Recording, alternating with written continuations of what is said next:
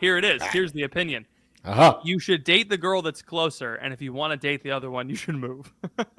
That's the opinion. That's the opinion. I have a different approach. I Okay. think you should date the girl that's closer, but continue texting the other girl.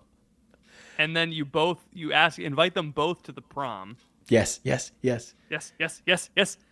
And then you just say, and then the girl that lives an hour away, she's saying to you all the time, like, why do we always stop at this turnpike restroom? Why are we always stopping here? What's going on? And that's your secret rendezvous. And you meet at the vending machine, and you get a bag of crisps from the vending machine, and you enjoy it. And then you have to part ways. But maybe love grows from the constraint. I don't think you should cheat on the girl that's an hour away with the girl that's 6.5 hours away.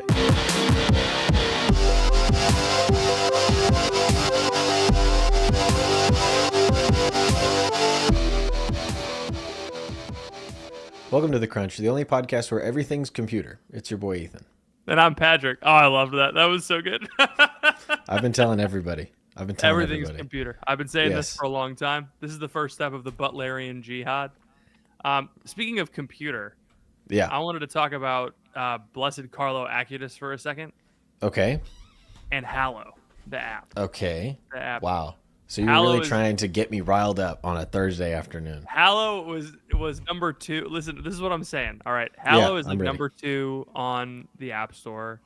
They had a Super Bowl commercial. They've got every freaking prayer ever. They're like bringing freaking Gwen Stefani is Catholic now somehow. If Carlo Acutis made a list and got canonized, Alex Jones immediately canonized upon death. That actually is a really good point. If that's the standard, Alex Jones immediate canonization, maybe even preemptive canonization. The bigger the website you make, the holier you are. Exactly. Man, I've got. Jeff Bezos is going to go to a heaven where everyone is bald. He's going to go to bald heaven. Bald heaven. And some people, everyone thinks it's Catholic Protestant. No. It's bald heaven and everyone else, and the people who are actually in heaven. Jeff Bezos' punishment in the circle of hell for, I don't know, what circle of hell would he be in? He wouldn't be in the deepest one because that's reserved for like intellectual sins. His punishment in the third circle for greed will be they cut off his head and they draw 3 little circles on it and they use it as a bowling ball. Oh, that's cool. And then the pins. Who are the pins?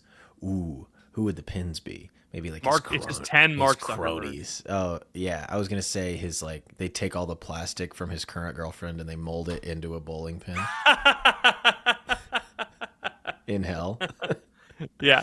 I don't know the state of the souls of Jeffrey and his very, very young Jeff's punishment in hell is that he's consigned to a life of amassing wealth and marrying younger and younger women, and they keep divorcing him and taking half of it. And every time he grows, he can never become the richest man because he keeps marrying and divorcing over and over and over. Not that he's divorced multiple times. He only divorced once. He just keeps splitting his wealth until eventually he only has a penny. And isn't it crazy the richest woman in the world is rich because she divorced Jeff Bezos? I'm going to go on a limb and say that that's not the craziest thing that I've ever heard. Fair enough. That's not that crazy. It's not that crazy. It is funny. Sense. I think it's funny. Yeah. You think it's funny that women can't be rich by themselves? They can. Oprah. You think that what's her name? What's the name? J.K. Rowling. No. Barbara from Shark Tank. Manatee? Oh. Barbara Corcoran. Barbara Cochran. Barbara Cochran. She's just done wonderfully for herself. You know, I think she's a very powerful woman. Well, she's kind of invested in various asset classes to grow wealth over a period of years. That's just one thing I know about her. Fair enough. I don't know her zodiac. Mark Barnes is right about the stock market. What did he say about the stock market? He said it's gay. Mark Barnes in New Polity wrote a whole essay about how the stock market is gay, and I was like, "That's really." Yeah, like spiritually homosexual, or just like gay as a pejorative? No, not gay as a pejorative. He would never stoop to that level. But it was like his whole thesis was that since the stock market is predicated upon you keep putting money in, and all you get out is money. Like you don't get anything tangible. He's there's like nothing new. there's not so it's money is a seed funding. Money is a seed, and it's seed for its own sake. And he's like, it's very homosexual. I was like, Mark, this is funny because he's right. Like yes. that's the thing. It's funny because it's true thing. I was like, it's a convincing argument, honestly. Unfortunately, I would say the worst part about that is that now you have ruined the lives of every waiter and waitress that serves me at a restaurant moving forward, because I'm going to leave a tip and be like, just a little bit of seed for you that I'm dropping off. A little bit of seed for you. A little bit of seed in the tip. I make sure I only carry it in one so I can spread my seed all over the table. Yeah. You know? Yeah. You get you ring up the groceries at the Costco, $400 because you got the big thing of pretzels. And and you go, "Whoa. Lots of seed today." Yeah. And they look and they call the Costco police. Mm-hmm. Yeah, it's no good. He says that he's right. To go buy things is to use money for its own purpose. You've now planted the seed in the cash register. Right. You get big. That's true. Back. That's true. The pretzels are the fruit of my loins. You invest in a fence company, and you put money in a fence company, and then you build an asset that you now hire people, and they you have customer acquisition, and now there's all this cool stuff that's growing. And unfortunately, the stock market is the opposite of that, where you just put money in and get money out. Right. Of other people's assets. So there's money out your asset. With the word. Yeah, with the word. Yeah, there's something. Yeah, you ever feel that you're like, no, we're not talking about the stock market. We're not talking about this today. We're not talking about the stock market today. We're going to have a very special episode. I'm bleeding. We were so boring that Patrick started to bleed.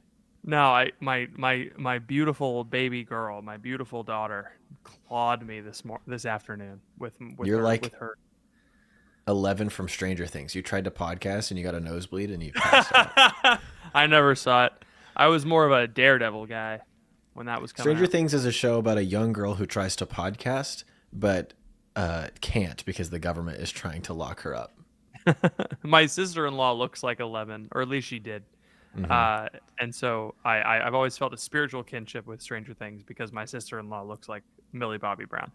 Well, the weird thing now is that nobody looks like Millie and Bobby Brown because she has had 1 million injections. She looks like a completely different woman than when she... Really? Oh, my goodness. Millie and Bobby Brown is a totally different person. Please pull up a photo of this. I don't want to shame... I don't want to shame a child. But, is she still a child? I don't know. How old is she? Bobby Brown. Somebody asked Drake. Is she still a child? I was about to go there. She's 21 years old, so she's not that Yeah, old. It's fine. Millie Bobby Brown, recent. Why on earth would a human being at that 21 years old get? I don't know. Done? It could be an assumption on my part, but there was a photo that came out recently where she just did not look good. She looked like a really old. Yeah, she looks like Jennifer Coolidge. Oh no! From Legally Blonde. From Robots. This is what I'm talking about. The other day it was the 20th anniversary of Robots. Oh, you see this? She does look like Jennifer Coolidge. Yeah, no. It's like, why did you do that? Oh no! I mean, she's beautiful in her own way, and I'm not trying to shame anybody, but that's not what we're here to talk about. No, we're not here to talk about 21-year-old women. As much as I would love to become the Whatever Podcast, the Catholic version. I would love to not become the Whatever Podcast, actually. Patrick, what are we doing today? What are we doing? What are we bringing back in a special once in a lifetime we have a bunch of questions from the dating show that we never got to. That I was looking through and I was like, dang, these are actually kind of great. And so I want to read them and I want us to give advice on the podcast again. I think that we should give advice on the podcast again. Yes. But first off, remember to like and subscribe because we're on YouTube now. Over 1,000 subscribers. This is our 1,000 subscriber celebration. This is our 1,000 subscriber celebration. You should vamp while I pull up the questions and also pull up a comment from our most recent episode, which is something else I want to do. I want to reward the people for commenting. So if you comment a good comment, it could be read on the show. My favorite comment from last week's episode was... You asked me to vamp and then you just vamped 8 comments. instead. Heck yeah, I vamped instead. I'm sorry. Yeah, that's all right. My favorite My favorite comment is placeholder to come back and talk about those who served in the United States House of Representatives. I don't think you guys need to leave better comments. Ben Eastman said, Bishop Barron is in the thumbnail. Get him. Thank you, Ben. That was a great comment. Be Amen. like Ben, everyone. Please leave comments on this episode of The Crunch. That does it for this week's comment. Remember the Crunch of the Week? Yeah. Where we talked about the reviews. We got a lot of reviews that way. Maybe we should go back to that. Maybe we should do that again. Yeah. We used to do so many things. We've done a lot of good things at different times. We've never done them all at once. The problem is we got to write them down. We don't write them down. No, we don't. Give us the first question. I'm ready to get back into advice mode. I'm not calling this Dr. Ethan's Dating Corner because we give advice on more than just dating here on this program. Yes. This question comes from November 5th, and it's about election season. So maybe we win that one. No, bring it in. Bring it okay, up. This one comes from Katie. Genuine inquiry. How do you start dating someone during an election? Neither of us enjoy politics. We both have discussed that we don't like the tension it caused. However, we have no idea who we voted for. I don't know if he's Republican or Democrat, but it doesn't really matter to me. But my dad might disown me if I end up with a Democrat. And I just don't know how to even approach that subject with sensitivity. Tonight will be our third official date. He's a practicing Catholic. He prays, but who knows what camp he's in? You never know these days. So basically, what are some indirect questions I can ask on our date to see what his vibe is? That's a great question. That is really good. I think the nice thing, so we live in a politically charged atmosphere. More divided than we have ever been. Yeah, I just saw a video of J.D. Vance going to a concert, and everybody saw him walk in. They were all booing him. Boo. Yeah, that's the worst thing that's ever happened to someone in the balcony of the Lincoln. He was at the Kennedy Center, so anything could have gone down. So everyone's booing, and it makes me harken back to a day when like Al Gore would be up there, and everyone would just be like, "Who's that?" You know. No, this is the most a vice president has ever gotten. That's true. I think maybe with the exception of the last 2 years of the Reagan administration when he was trying to run his VP for a third term, which we might have that set up now. Yes. Who knows? Walter Mondale. I don't know who Reagan's VP was. Reagan's VP was George H.W. Bush. Ah, good to know. So I think who was then president. Yeah, well, yes. I think this is relevant even outside of the actual election because it is very political. I think you can learn a lot by asking because there's lots of little breadcrumbs that you can. There's little things you can ask. Little things you can be like, what do you think of raw milk? You ever had raw milk? Ever tried that? You got to ask them what their favorite electric vehicle is. Yeah. If they say Prius, you got to dump them. You can't bring them home to dad. If they say Tesla. Mm-hmm. You go out to dinner and you ask the waitress, "Hey, do you have any food without seed oils?" And you just kind of look. And if they jump on board, it's like, okay, maybe there's something here. You can say something like, "Oh, I'm so glad that Hamilton isn't on Broadway anymore."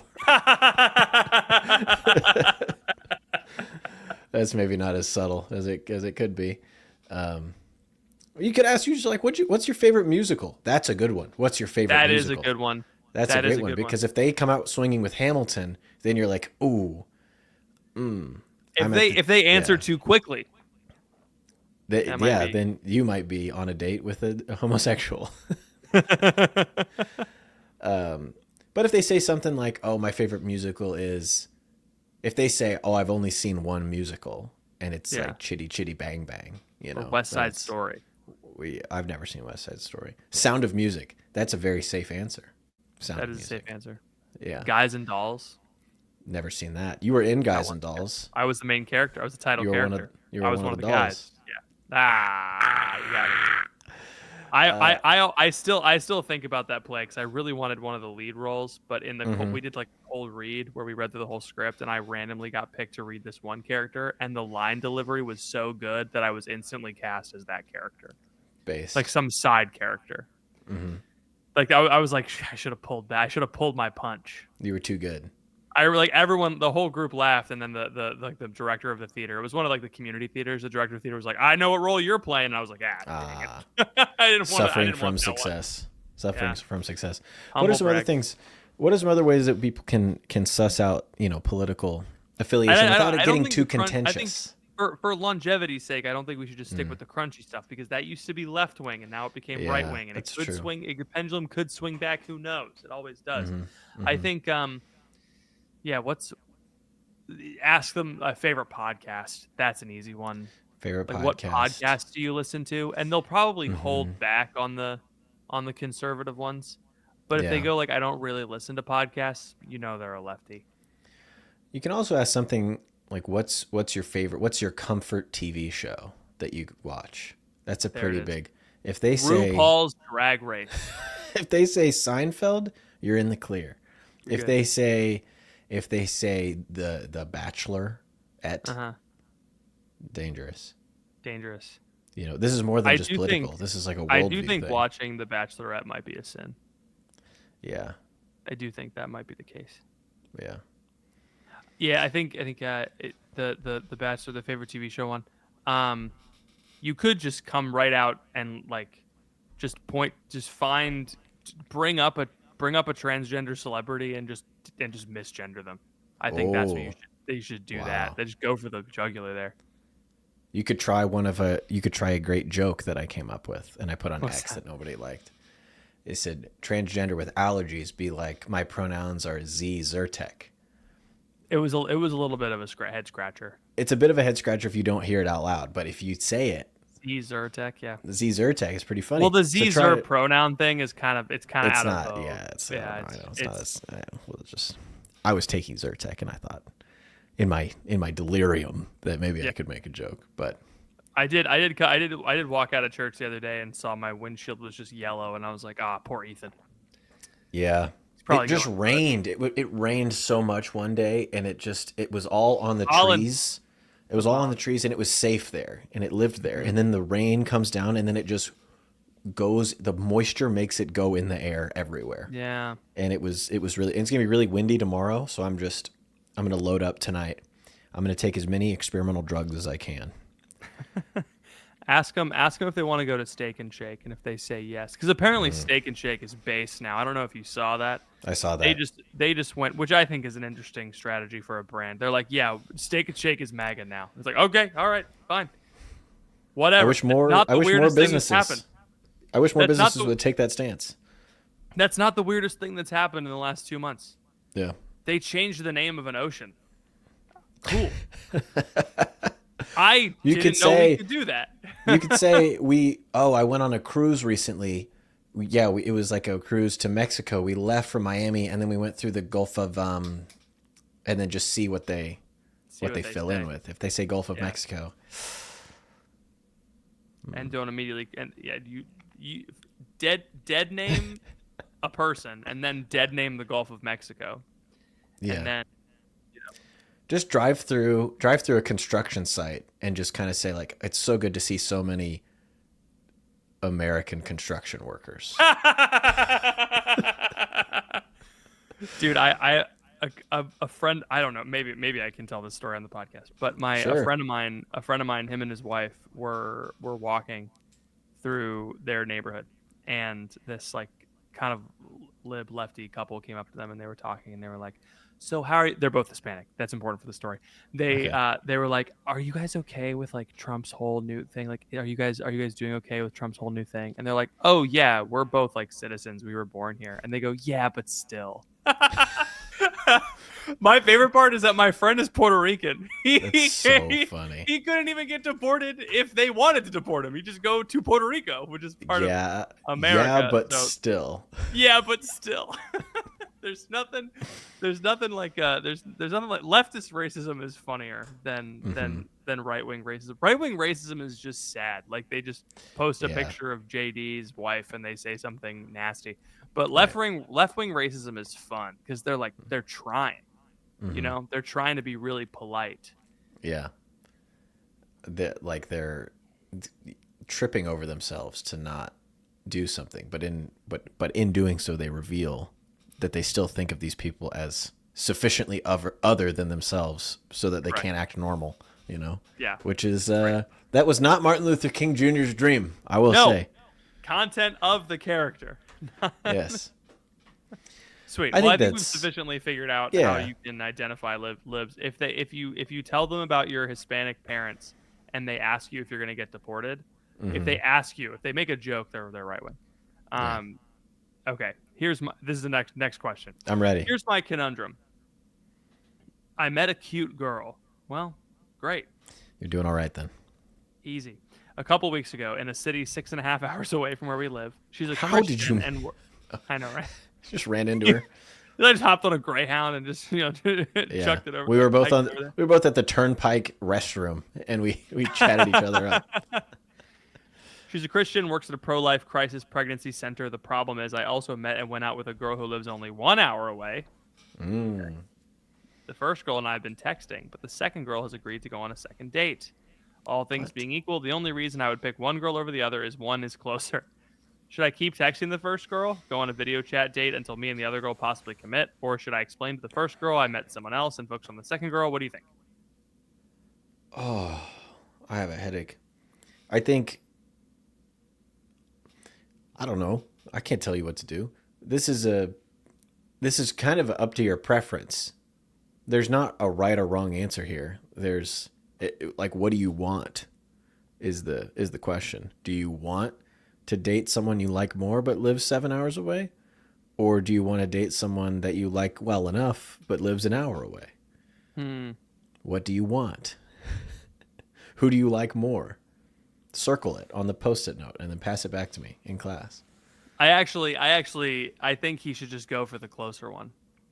Yeah? Yeah. Because hey, that's fair. I don't know. Let me speak this into the universe and see if it rings. What if Phoebe lived 6 hours away from you? Would you just date someone who's closer? No. I would move. That's what I'm saying. If she's the right one. No, I think here it is. Here's the opinion. You should date the girl that's closer, and if you want to date the other one, you should move. That's the opinion. I have a different approach. Okay. I think you should date the girl that's closer, but continue texting the other girl.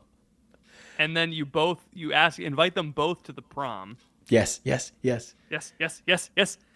And then you just say, and then the girl that lives an hour away, she's saying to you all the time, like, why do we always stop at this Turnpike restroom? Why are we always stopping here? What's going on? And that's your secret rendezvous. And you meet at the vending machine, and you get a bag of crisps from the vending machine, and you enjoy it, and then you have to part ways. But maybe love grows from the constraint. I don't think you should cheat on the girl that's an hour away with the girl that's 6.5 hours away. No, I think if you're talking to someone via text and you're kind of going on dates and hanging out with someone else, that's fine. I think as long as you're not giving an indication that you're exclusive, it's all good. You're just hanging out. That's fine. And then when it becomes exclusive with one of them, you got to cut it off with the other. It's easy. I think you just keep doing what you're doing, man. I actually do. Keep stringing them both along until one of them confesses their love for you, and then go with the other one. You got to make sure you hold all the cards. You got to have a pair of queens. You got to see the flop. All right. Nice. Thanks. Nice. All right. This one comes from. Oh wait, I have an update from 3.5 years ago. Oh, let's bring that up now. What's the update? I don't know. I just see an update from 3.5 years ago in the episode "Old Bessie Kicked Me in the Chest." It's weird when someone says an episode name, I'll remember it. I'll be like, oh yeah, that's a classic episode. But I if you asked me to name episodes, I wouldn't be able to. No, I wouldn't Hello, be able to either. Here I am with maybe one of the craziest updates. I have listened to the entirety of your podcast from the beginning and have been waiting to be caught up until I submitted this. Somewhere in 2021, I think, my father, Napweed, submitted a question to Dr. Ethan's Dating Corner. I am Rose. I remember this. Yeah, I do. Yeah. Napweed and Rose in the episode "Old Bessie Kicked Me in the Chest" around the 50-minute mark. He totally exposed my cringy teenage Twitter-patedness with my boyfriend, Dandelion, and cruelly and harshly showed me the episode where you guys responded to his question after I told him we broke up as a way of consoling me, I guess. So this girl listened to the entirety of our podcast back catalog because her dad submitted a question. That's crazy. That's There's wild. so many better That's uses dedication. of your time. Yeah. 501. By the way, congratulations to us. 500 episodes. We didn't make any fanfare at all. No, there's no reason to. Yeah. Not till you get to 1,000. He rubbed it in. My question is this: how do I deal with an overbearing helicopter father who embarrasses me? Yeah. His sensitive and vulnerable teenage psyche for the whole world to see two underpaid podcast hosts to laugh at. I'm kidding. I love my dad and understand where he was coming from. Hi, Dad, if you're listening. Still not a cool move, though. Anyway, after Dandelion became pigweed and nettles and a whole lot of hurt. But I'm happy to say I found my way back to Christ, and he led me to my now husband. My moonflower and I, that's so cute, have been happily married for 7 months now, and my relationship with my parents, Knapweed and Tulip, has continued to be such a part of my life. So thank you for telling my dad 4 years ago to not let me follow my teenage heart. Wow, that's cool. Look at us. I love making a difference in the world. In your flower-based family. I was like, yeah. I was worried there. I was like, oh, we're gonna get called out. Did Ben set us up? Oh man, that's a good update. Go those listen are nice to that people. Yeah. Do you live in a conservatory? I like that they all. It's great because I know we didn't come up with pigweed and nettles and tulip. I know you were like knapweed and dandelion. So I think this must have become an inside joke in their family where they all have flower names. I think that's. I don't think I can. I don't think I could name a flower if you had a gun to my head, and my family's heads. I didn't come up with knapweed. Did you come up with knapweed? I'm telling you that I'm constitutionally incapable of naming a flower. So. Rose. From Titanic? Yes. Okay. Oh man, this is good. Yeah, all of these are dating questions. By the way, if you want to submit advice, dating advice, whatever, any kind of advice, if you want to submit advice, go to bit.ly/crunch discord, join our Discord, ask a question in the dating corner chat or the town hall chat, and we will answer. We have our admins collect questions. They'll send them to us, and we'll answer questions on the podcast. Or if your question is more of a private nature, you can email it to patrick@thecrunchcast.com. He will answer it, or he'll bring it to the show. Another dating conundrum from her. Gerardo. I don't know why I had such trouble with that. I was trying to give it the soft G. Mm-hmm. Like you. You're a soft G. Thanks. You're welcome. What is the general approach for asking out someone again after a long period of time has passed and circumstances have changed? I'm ready to get back into the dating game.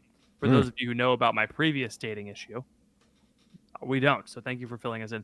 The relationship ended about a month ago, and by the time me and my ex officially broke up, we had both already moved on. And recently, a girl I asked out re-entered my life. I asked her out in October of 2023, and she said no, mainly because she was already seeing someone else. And that was the last time I saw her until now. I want to respect her no, and never think about asking her out again. But this time feels different since it was so long ago and she's no longer with anyone. What do you think? So she said no because she was dating someone else. And this was a year and a half ago. Yeah, a year and a half ago, she told me no, but mainly because she was already seeing someone else. Yeah, I think you ask her out again. And then if she says no again, you know that it's because she doesn't like you. Otherwise, you're just going to sit there for the rest of your life wondering, what do I do? I don't think there's any rules about these kinds of things. You people get so tied up in like, can I do this or can't I do that? You can do just about anything that isn't like a gross violation of someone else's dignity. So minor violations we can talk about, but just don't.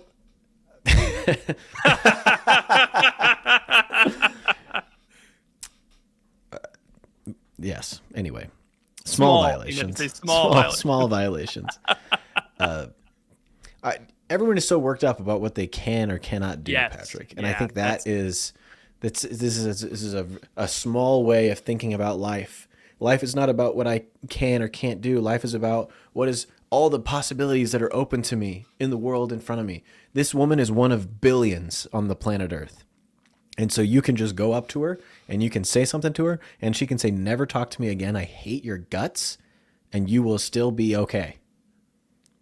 In fact, you could get a billion women to say, I hate your guts, don't ever talk to me again, and you would still be able to have a decent chance of finding one to marry. Can you think about that? True. It's crazy. True. Like, there's a lot of people out there. You're so worried about this one girl. You need to worry about yourself. You need to worry how about many how people you want think to live about in America? Sorry. There's many. Maybe not the time. All right. Sweet. Yeah, that's a lot of our dating questions come down to, hey guys.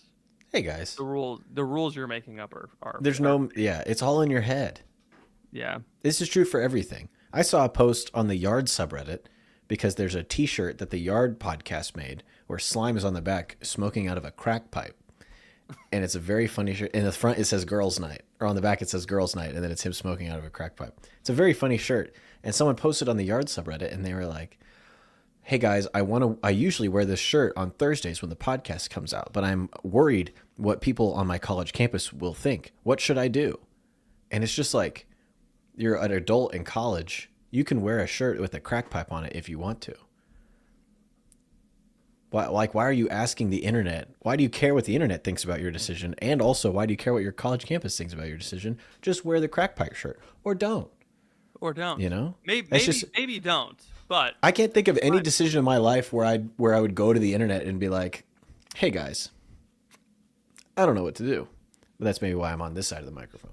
You know? That is true. And also ChatGPT is making this worse. It's only going to make things worse. I cannot tell you how many times I've talked to people that are like, yeah, I didn't know what to do, so I asked ChatGPT. I'm like, oh, we can't be doing that. We got to use our brains to come up with decisions. We got to be doing that. You can't be asking the internet, and people are going to stop asking the internet. They're going to start asking ChatGPT, and the internet's just going to become ChatGPT talking to itself. Well, there's going to be people who are going to get those AI girlfriends, and like the animated, you know, like the ones that talk to you and do a little dance when you put in 5 coins. And they're going to ask the AI girlfriend, I want to get a real girlfriend. What should I do? And the AI girlfriend's going to say, don't leave me. Yeah. And then you'll be stuck in a relationship with your AI paying girlfriend. Money to Skynet. Yeah. Please deposit $5 more for 2 more weeks of relationship. It's actually Father, not a I bad cannot idea. click the book. I don't know what that means. I don't know what that's from a meme. It's like every boomer meme is like a little kid talking to his dad. Father, I cannot click the book. Oh, that's funny. Yeah. Because everything's computer. Everything is computer, including women. Okay. At what point of a budding relationship do you bring up those sorts of past indiscretions? What, Anchor? What are you talking about? What does he mean? Like that time you sat in a pie sensually. That's really embarrassing. Yeah, for someone. Not me. What is he? Hey, look, is that the whole question? Make money somehow, all right? It's true. It's a tough economy out there. It's a tough. See the price of eggs these days? So I gotta sit in a pie. I gotta feed my family. Gotta sit in a pie and upload it to your AI girlfriend. At what point of a budding relationship do you bring up those sorts of past indiscretions? My immediate gut reaction. That's the whole question. He doesn't give any more context. Okay. He just says those. And those. Just based on the zero context that I have, except for the word budding, during the budding relationship, never. Nothing. During a budding relationship, you should only talk about how cute you think each other are. Yes. Now is not the time. Yeah. There are very few things. Like, what could he mean? Any fill in the blank? Don't bring it up. There's no reason to. When you're in a budding relationship, you need to be saying things like, let's go look at the stars, you know? Because you're not doing that any other time in a relationship. I'm going to be honest with you. I don't think I've looked at the stars in a minute. I could not tell you where the stars are at the moment. I'm completely upside down on the stars. You got to be doing things like, let's go get ice cream. Let's stay up late and watch a movie together. Because you know what I'm doing? I'm recording a podcast while my wife is laying in bed. You know, and as soon as this is over, I'm taking out my contacts. Taking a Zyrtec. Taking a Zyrtec, getting myself so high off the antihistamine that I hope that it persists through the next day, preventing me from falling seriously ill. And you need to go. Here's what you need to do. You need to go downtown and find like a little, like a mural on a wall and have a stranger take your photograph in front of it and then post it on Instagram and say, this is my love tour. I love going around the world with you. That's what you need to be doing. Yeah. You don't need to you don't be talking about anything. No, you don't need to bring it. There's the thing is, right now, this is the most important person in your life, and you're like, wow, this is so incredible. We're gonna be together forever. So I gotta bare my soul so she knows my whole me. No. Because you don't know it's going to last. I'm sorry. This is why breakups are so bad for people. Yeah, because they throw things out, and you don't know, and you can't keep doing that. Like, extrapolate that on for as many girlfriends as you're gonna have until you get married. That all you can't have all of those people knowing your business. There's a reason why confession is private. This is also the reason why sexual intimacy is reserved for the marital covenant. Is this exact same problem? Is you bare all with your bare butt and such. That's fair. That is true. And then you give yourself to this other person, and then when you break up, you're like, no, but we gave ourselves to each other, and it feels wrong because it is wrong. Same thing with this. It's like you're budding, and you try to bear all in your budding times, and it doesn't work out. It doesn't work. Chastity is rendering is justice, right? It's not giving. It's giving people to the extent to which they are due. Like, it's giving love to the extent that someone else belongs to you, right? It's like chastity. Yeah. That's why I typically tell when we're talking like people that are just starting out and dating, they're like, what do we do about our prayer life? Like, how do we pray together? Like, pray together, absolutely, but you don't have a prayer life together. Go to a trampoline park. Yeah. Go to a trampoline park and pray that you don't roll your ankle. That's your prayer life. You don't have a prayer life together because you're not joined spiritually yet. Start building that while you're engaged, absolutely. But like when you're starting out, your prayer life cannot be tangled up with your girlfriend. Do 33 days to morning glory, whatever, together. That's fine. Do little prayer things together. That's cool. But like your prayer life needs to be separate. Like most of your life needs to be separate from your girlfriend until you get engaged, and then even then, it's Yeah. Anyway. Yeah, I don't. I think it's cute when couples do little devotionals together. I think it is cute. I think couples are allowed to have a little devotional as a treat. They get to do a little Michael Gately devotional. Mm-hmm. You read your Jesus Calling for the day together. Just have a good little time. Oh, man. Go get chicken nuggets. Yeah. Dating is supposed to be. That's another thing. Dating is supposed to be fun. Mm-hmm. It's not engagement. It's not marriage. It's supposed to be just fun. Those two things are no fun at all. Those things are awful, and you should never do them. No, it's like they want the emotional depth and the emotional intensity of marriage and of engagement, but what you have is the emotional intensity of dating, and so they're confusing the intensity for the depth. Right. The other thing is that you can't make it a thing that you're not sharing everything, because then you get too far up your own butt about like, I have several things about my past that I can't share until we're closer, and you like stare off into the distance. It's like, shut up. Then you're just gonna tell them right afterwards. Am I watching Perks of Being a Wallflower right now? Like, what are we doing? Just starring Logan Lerman and Emma Watson. Logan Lerman is a made-up name. That's not a real guy. That's Logan Lerman. Yeah, he's luring men into being stupid in their relationships. I tell you that. Oh, dude, I got it right. Logan Lerman, the guy who was in Perks of Being a Wallflower and apparently Captain America: Civil War. Oh, Bucky Barnes. Yep, that's him. I think you should check that. I'm just kidding. No. I think. Yeah, you can't make it a big deal either. This is one of those things where it's like you have to just be normal about it. That's another way to find out if someone's. That is true. That's another way to find out if someone's really conservative, if they know that joke. Yes, if they understand what early life means on Wikipedia. Yeah, don't make a big deal out of it. Literally just have a nice beginning of your relationship, and then when you start to take it more seriously, I think it's okay to start talking about marriage and family and goals and dreams 3 to 6 months in. you know, to the point where you're exclusive. It's like, that's totally normal. But before then, you need to be getting froyo. Yeah, go to the roller rink.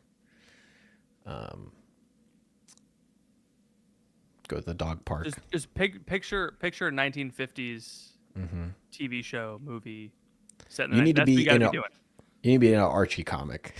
That's what you need. That's what your life needs to be. Not Riverdale. Not that show. Rivendell. I don't know. One of them is Lord of the Rings. The other one is the weird teenager show about they're all adults, 30-year-olds. I think it's college, high school. Sweet Life on Deck. He is in that. He is. Yeah. I saw this tweet from that one of them that was like, "Please stop asking us who won the Danimal sweepstakes. We don't remember."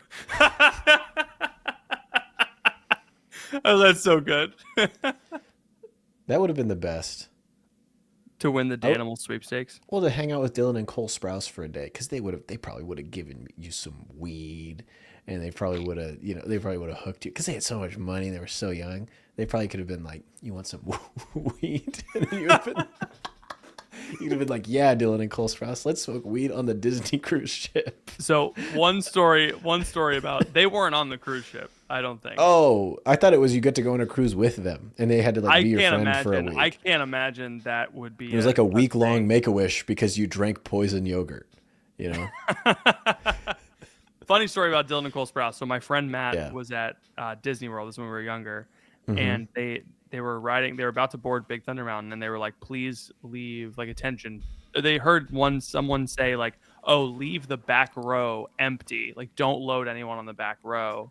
And they wouldn't say why. And so my friend and his mom and his dad were like, "We're going on the second to back row, obviously, just to see what's up." And they all got on, and right before the ride started, this like guy came out of the back with two security guards came, and they just put Dylan and Cole Sprouse on the ride behind them. That's so funny. Isn't that awesome? What do you say? What do you say to him as you're like flying through on Thunder Mountain? They did talk to him. I don't know what they said, but this is really cool. Do you remember that episode where you guys did a seance? That was crazy. That was freaking wild, dude. That was insane. Why did you do that? It's a children's show. Why did you have a seance? Do you realize? Do you understand the spiritual ramifications of what you've done? You're like, they're flying back. Big Thunder Mountain is not a gentle ride. I don't know what Big Thunder Mountain is. I've been on the Yeti ride, and I've been on Space Mountain, but I've not been on Big Thunder Mountain, I don't think. Okay, so that was Animal Kingdom and Magic Kingdom. So you went to Magic Kingdom for Space Mountain, but you didn't go on Big Thunder Mountain? Which one is Big Thunder? Is that the one with the that was based off a Song of the South, like the racist? That is Splash Mountain, and that's not there anymore. They changed it into Tiana's magical. Tiana's TEI adventure. What's the design? What are the characters at the Big Thunder Mountain? The idea is it's a prospecting train, and it's in Frontiersville or whatever. And they we didn't get to go on it because we had two children with us. They couldn't ride it, but it's like a train that goes through. And the cool thing is there's optical illusions that make it look like you're gonna hit your head on the rocks. That's one of the cool features. Yeah. Maybe I it's never just get scared cool of for those me things. because I'm that People tall. always duck, and it's like, do you really think they would make a ride? Well, they did that in the Schlitterbahn at Kansas City, where someone got decapitated, unfortunately. Yeah, that sucks. It does. It's like really sad. He went on the slide, and there was something that was wrong, and he just dang crazy. Anyway, do we have any more questions? Is that all? I don't even remember what that question was. We do have one more question that Ben said. This is the end of episode question. Okay. So I'm ready. Can someone tell me? I don't think this is a dating question. That's fine. Can someone tell me how to find the Catholic maxing guys? I was evangelical Protestant, and the subculture there was so easy to navigate. It's obvious what circles to go to, depending on what vibe you're looking for. Catholicism goes way harder than Protestantism, obviously, but I can't find people my age, 24, that take themselves seriously. I mean, I get that like Father Altman would be going too far, but I was hoping for at least a 6 out of 7 on the Jimmy scale. The Jimmy scale is something that I came up with a while ago about Father James Altman and Father James Martin. Everyone's somewhere in between those two, so he wants to be a 6 out of 7 on the Jimmy Akin is perfectly in the middle. Someone who will tell my bisexual older sister to submit to Rome, but like nicely. I became Catholic.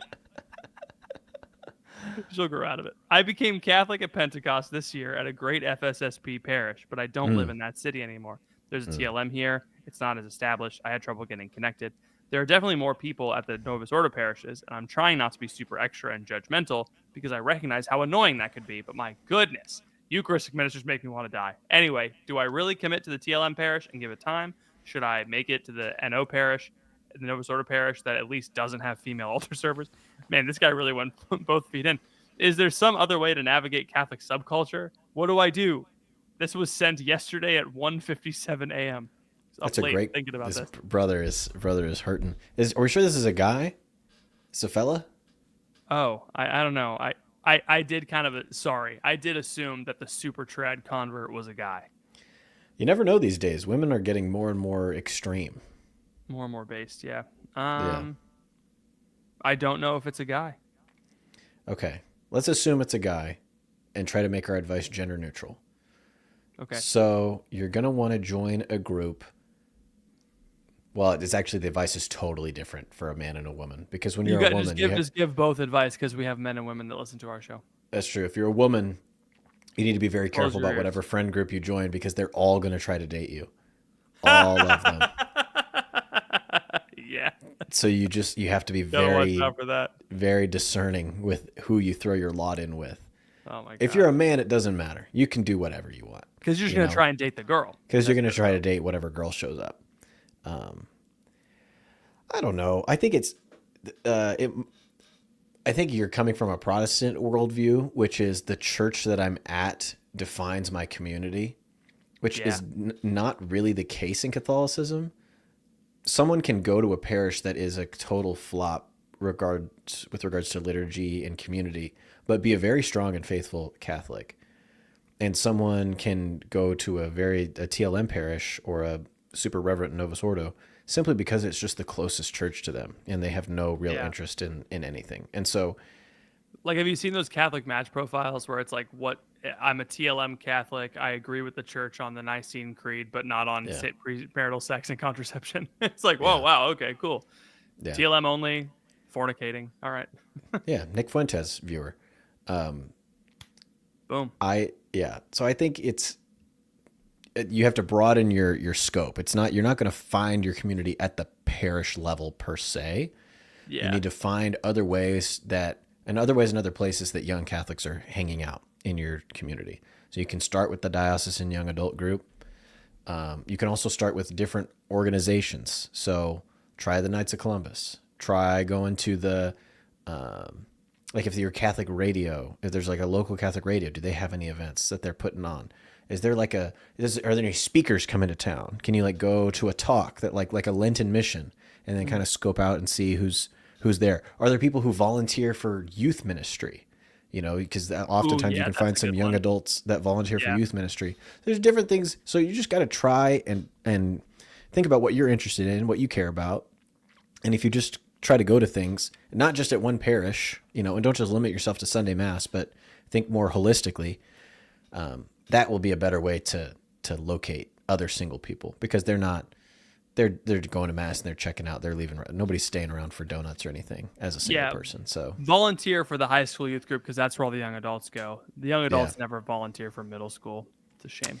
It's hard because when you volunteer for middle school, it's more difficult to get them to fall in love with you and date them, which I think is a goal for some. I think is a goal for some young adult volunteers, whether they like it or not. Where's the lie? I think it's less sinister than that. I think it's less sinister than that. I don't think it's that sinister. I do think there's a lot of validation seeking that happens in the young adult. That's what I was gonna say. There's a lot of validation seeking. There's a lot of validation seeking in high school youth ministry, I think, because that's where all of your wounds are in high school. Yes. And so you kind of try and relive them. So you're 24, you're coming back, and everybody thinks you're cool, and you're like, I am actually cool, and it's like that. You don't need that happening. You need to either know you're cool or know you're not cool before you start, and then don't let children perceive you to change that. Within 0.2 seconds of being a high school youth minister, I noticed that in myself. I was like, I gotta fix that. You were looking for validation from the kids? Oh, absolutely. And then I was like, no, this can't. But this wasn't when I was full time. This was when I was doing Franciscan lead with or Franciscan Sent with at Franciscan. And I was like, I noticed it's like, oh, the kids that I perceived to be the ones that were similar to the ones that were mean to me in high school. It was like harder for me to interact with them. And I was like, I should probably stop working out of that, woundedness. I should probably just, get over it. And then I did. Yeah. And I was a better youth minister because of it.